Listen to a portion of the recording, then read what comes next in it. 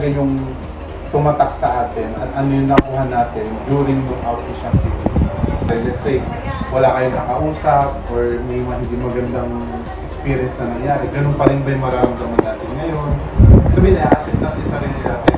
Kasi para makita natin ano yung katotohanan sa sarili natin, malaman natin kung saan tayo magsisimula, saan tayo ako. Kasi yung pangako nga na nababanggit kanina, para ma-fulfill yun, no matter what, rain or shine, capable or not capable ka, ito naman. So, hindi siya nagmamatter sa kung ano yung pakiramdam mo ngayon kasi hindi siya about sa atin eh. Dapat nandito pa yung magulang natin. Sumunod tayo ng makakaya natin para ito yung aaninin natin kasi kapag nagkaroon tayo ng sariling pamilya. Isang branch, di ba kapag tumubo yung prutas sa isang branch, bumabaksak. So anong gagawin ng isang tao? Kukunin yun. Nung nagbigay tayo, wag tayong magmataas na nakapagbigay tayo. Kasi yung aral na nakukuha natin, kaya nga bumabaksak yun yung prutas yun yung mga aral na nabibigay natin sa kanila.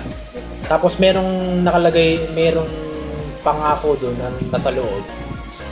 Merong pangako doon sa loob ng prutas ng aral na yun na magiging maayos din ang lahat sa kanila.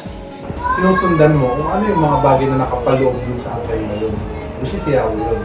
Ano yung nakapaloob sa kanya, kung isa-summarize natin lang, sobrang dami yun Kung isa-summarize natin yun, mabuti. Na pag sa that way na ginagawa muna natin sa sambahayan natin yung bagay na mabuti, natutulungan natin sila. Sabi, na-extend dahil dun sa bagay na katuparan na naibigay mo sa kanila, na nakuha mo, may nakuha din tayo sa kanila, ay lalabas natin yun sa pamilya muna. Babalik lang ulit yun sa kapwa sa labas. Kasi kapwa din natin yung kapatid natin, magulang natin, na so the given nung sinasabing declaration kanina, matik na dapat yun, wala nang nag-aaway na kapatid o hindi na sumasagot sa magulang kasi ini-expect na niya na kaya mong gawin yun kasi ikaw yan kadugo mo yan Ang gusto niya mangyari, yung nasa labas.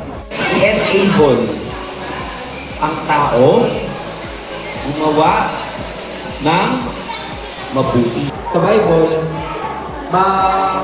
mababalidate mo yung pakiramdam mo kapag ipinote into action natin.